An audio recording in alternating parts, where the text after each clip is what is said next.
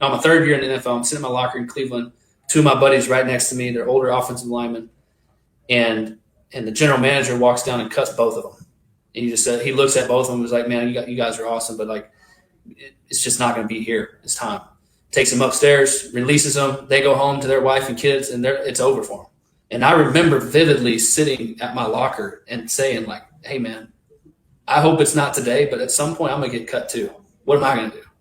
And I immediately went into, like, my dad was a coach. I'm going to be a hell of a coach someday. That's what I want to do. But I thought, like you play 17 games in the regular season. You play 4 preseason games. You have an entire training camp that's cutthroat for about 3 or 4 weeks. You have a 9-week offseason program. When the season's over, I don't want to look at a football. I don't want to touch a football. I don't want to go to the weight room. Like I got to get out for a second. And so that year when I went home after my 3rd year in the NFL, starting in Cleveland, I started cold calling CEOs.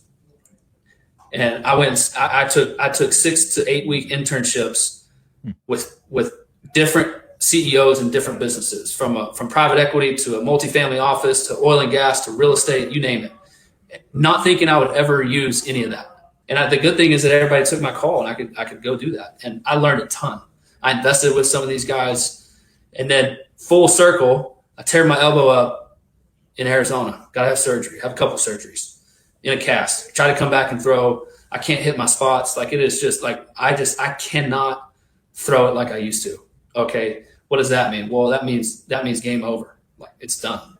And so everybody in my circles in the NFL was like, "You're going to be a coach. You played this long. You made these relationships. You played on these teams. Like it is just softball right down the middle. Like let's go." I just I started praying hard on my knees by myself with my wife. Ask others around me to help me through this. And I think if you asked everybody, they would say, yeah, he's going to be a coach. And I have 4 kids and I've had this picture of my oldest 2 daughters who, when you know an NFL schedule, you're never at home. I worked my butt off to try to get home before they went to bed, to try to do bath time and story time and prayer time before they go to bed. And I probably made it 2 to 3 nights a week for 14 years. And I had this thought of like, I just don't want to miss my kids, my girls. They're going to walk out of my house when they turn 18 and I'm not going to know them. And that killed me. It's like, I'll give up anything to not have that happen.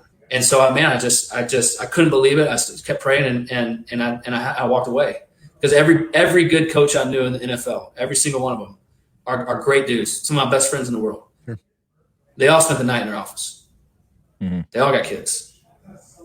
And that's a challenge that those guys have to walk every day.